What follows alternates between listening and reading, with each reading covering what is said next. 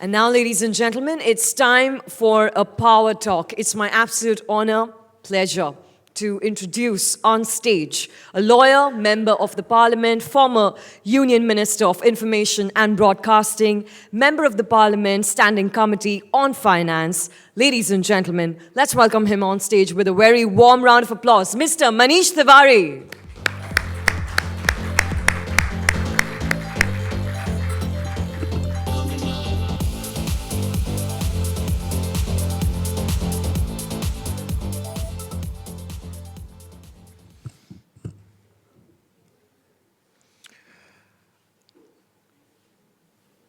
Good evening, ladies and gentlemen. First of all, it's a bit lonely on stage all by yourself. May I commence by thanking Outlook, the editor, Mr. Ruben Banerjee, the group CEO, Mr. Indranil Roy, all his colleagues, for inviting me to the Ideas Exchange Conclave of Outlook, or the financial version of Outlook, if I may put it in those words. When Ruben asked me to speak, I was a little intrigued because these are not the usual domains that we inhabit. So therefore, for me also, it was quite a challenge to be speaking to a whole group of extremely distinguished people who've excelled in the world of finance and commerce and generally money. I think there is a gulf which separates us. I've spent 40 years of my life as a public activist, and most of you have spent a lifetime or a career in the business of commerce and financial markets. But I think one thing which unites us is the desire to see India prosper, India grow, and the Indian economy and the Indian people consequentially become far, far more better off than what they were. And so therefore, I am going to draw your attention to a couple of things which have been with me for a while. And it all starts off in 1950, when we wrote the Constitution of India. And in the preamble of the Constitution of India, we made a pledge to our people, a pledge to give them justice, economic, political, and social.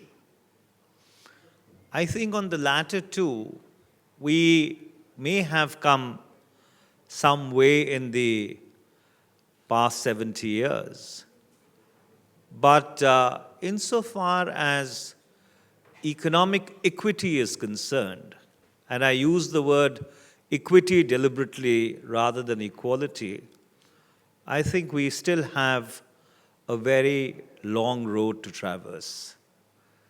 If you were to step back and look at India in a perspective, we are 17.7% of the world's population. We occupy 2.4% of the world's area. But interestingly, 73% of India's wealth is held by only 1% of its people. And so therefore, you have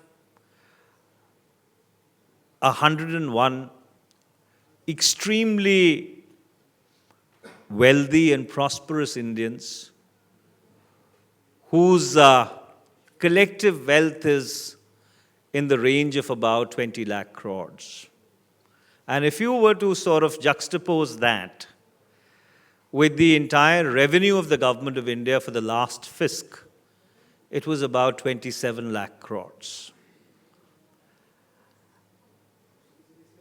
There are about 8 billionaires in the world who earn as much as, or whose collective wealth is as much as what is held by 400 crore people on planet Earth. They are a bunch of companies whose GDP, about 25 of them, whose individual GDPs are more than the GDP of 85% of the countries on planet Earth. So therefore, there is an inequality which unfortunately is manifesting itself far, far more profoundly and far, far more deeply than what is really visible on the surface of the earth, or what is visible on the surface. In the year 2017-18, the wealth of those 1% of the people actually grew by roughly 4 lakh crores, while the collective wealth of 67 crore people hardly grew by 1% in the corresponding period. And therefore, this worries me. And since we are here in Mumbai, which is a study in contrasts, while you have the glittering financial institutions which support the substratum of the Indian economy, you also have a town which is almost overrun by shanties. And that's something which we should take out time to apply ourselves to, because no country can really progress, become cohesive, if the income and wealth inequalities, rather than lessening, continue to grow as they've been growing in India over the past 3 decades.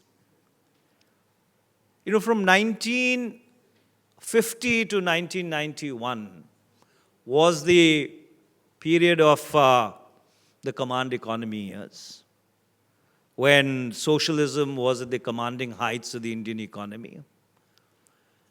And the Indian economy grew by about 4.45% during that period.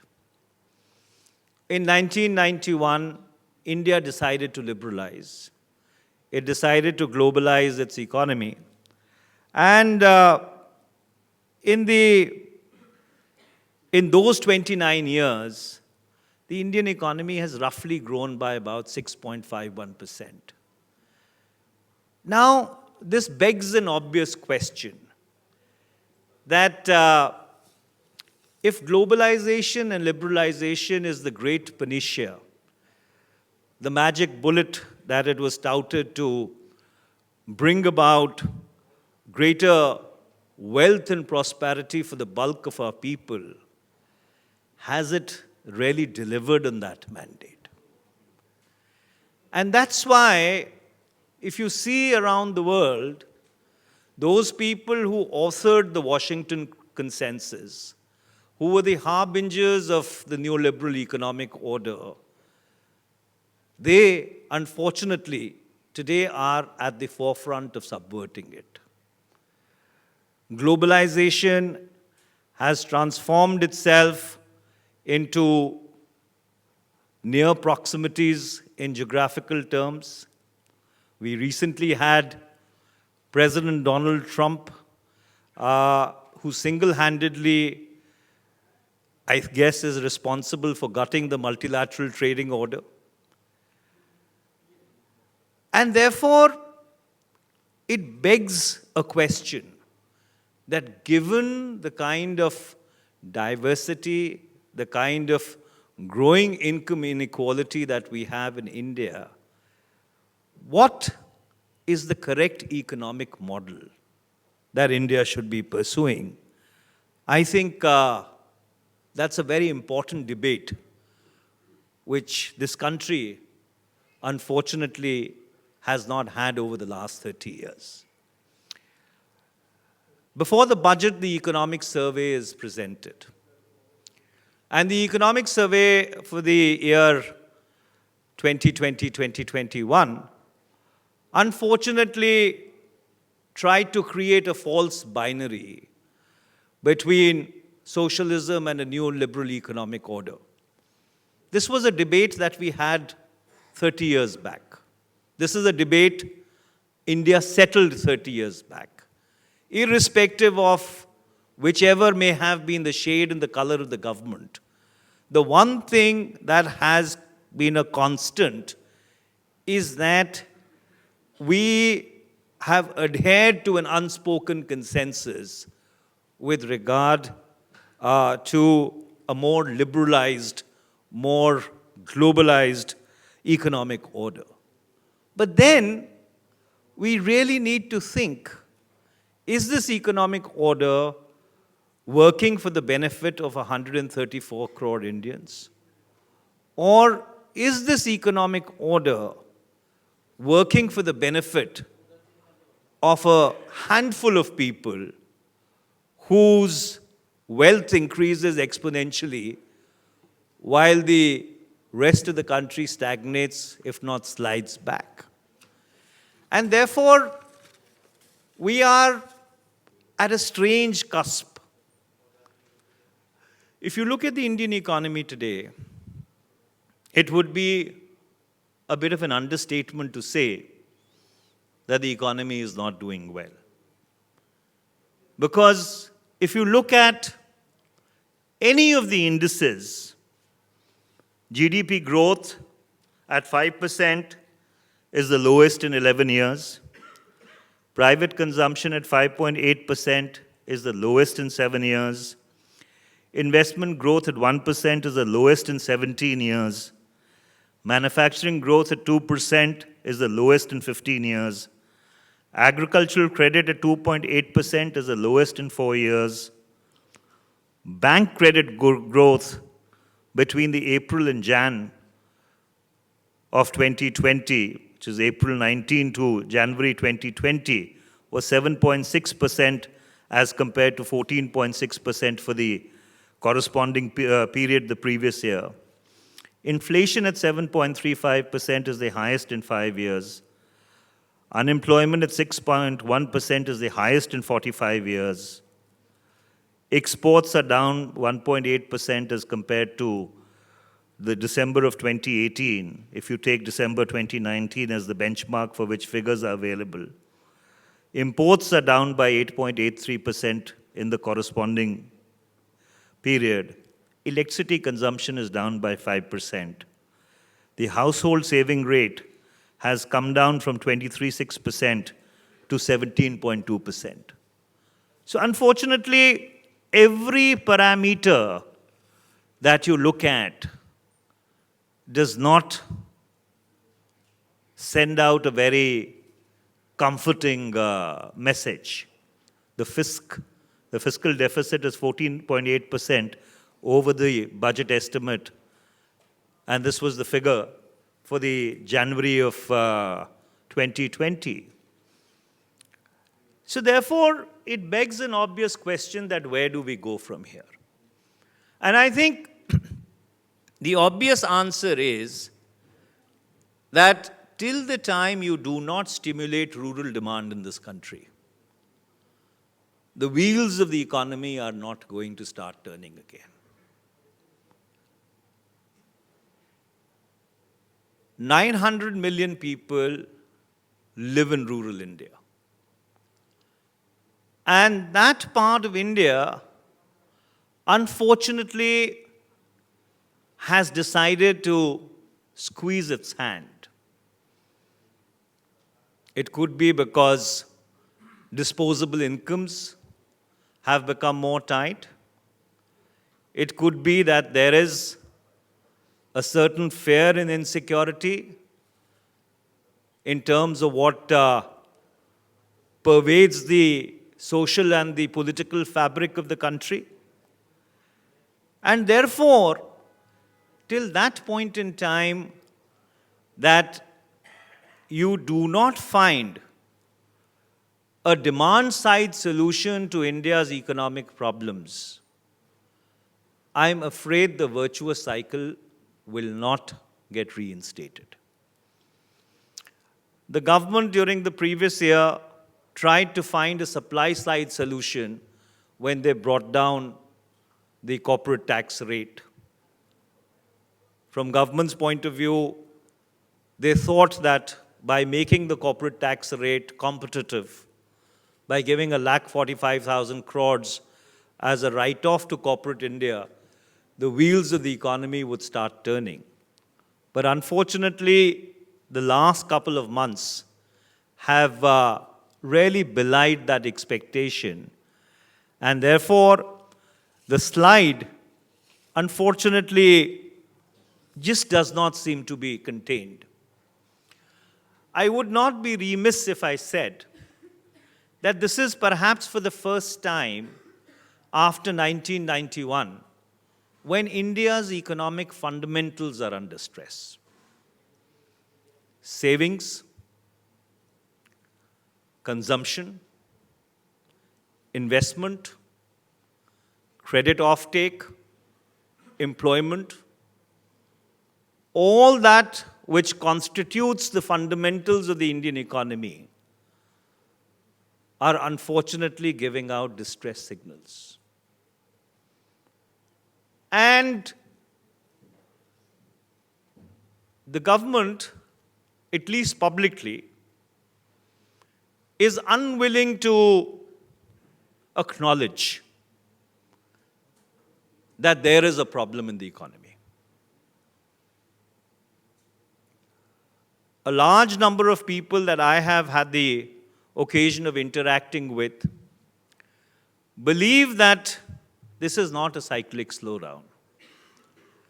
It is in fact a structural slowdown which is going to take certain extremely fundamental measures to be able to bring the economy back on track. One of the things that we as a country need to seriously address is that India's growth is financed on a very, very narrow tax base. So therefore, you have only 5 crore and 78 lakh income tax payers in this country. And 4% of these actually pay 60% of the tax. So till the time you do not really look at broadening the tax base and think of proposals which are out of box, I'm afraid the progress and the development of 135 crore people cannot really be sustained on such a narrow tax base. Similarly, we have made disinvestment the swan song or the centerpiece of our liberalization. We believe that government should not be in the business of doing business, and therefore there needs to be a wholesale sell-off of the public sector or large parts of the public sector which are inefficient and non-performing. The government has set a target of 210,000 crores that they hope to mop up as a consequence of this disinvestment in the current fiscal. But the question which begs an answer is that should disinvestment proceeds be actually utilized in order to bridge the fiscal deficit? Should it actually finance the expenditure of the government on an year-on-year basis, or those monies need to be put to far, far more productive, sustainable, and long-term use than merely balancing the books at the end of a particular fisc. And I think that's another debate that this country needs to have, that should India have a public sector? And if India has a public sector or should have a public sector, what are those essential elements which constitutes that public sector? And once you've defined and delineated that, I think you can get on with the job of then deciding at the correct valuation what to do with the rest of the assets that you've created over the past 70 years. Another crisis, and I know we are out of time, and I would just take the last 2 or 3 minutes, which is something very unique and has come up in the last couple of years, is that for the first time, India's financial numbers are being questioned. The integrity of our financial numbers is something which has come into question, which is not a phenomena which we ever saw in the past. We've seen as to how the NSO has repeatedly had to pull surveys which unfortunately were inconvenient for the powers that be. But that is not something which really is in the long-term interest of the country. Because if there is a truth that we need to face, it's better faced rather than swept under the carpet. And the final thought that I will leave you with, which I think is also greatly responsible for the current slowdown that we are witnessing in the economy, is that social disharmony and economic development cannot go hand in hand. In a country where there is social discord, where there is insecurity, where you find the kind of unfortunate and macabre things play themselves out, which we saw happening in Delhi over the past 3 days, I don't think it's a very great advertisement for India as an investment destination. For money is a coward, and money goes to the safest harbor. And India, unfortunately, is not being considered by the world to be a safe harbor.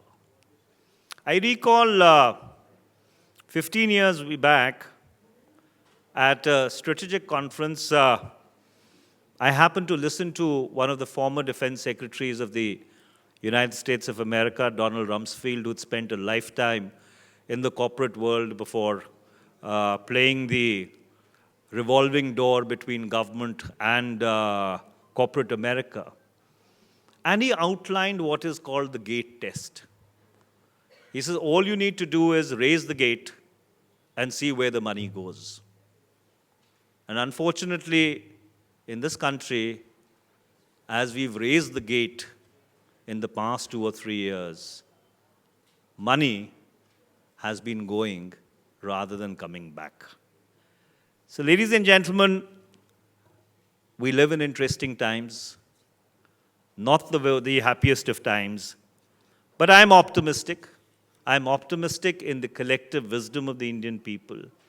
I'm optimistic in the collective entrepreneurship of the Indian people, that what we are seeing hopefully is a temporary phenomena, because for 135 crore people in India, the Indian economy just cannot be allowed to fail. Thank you very much.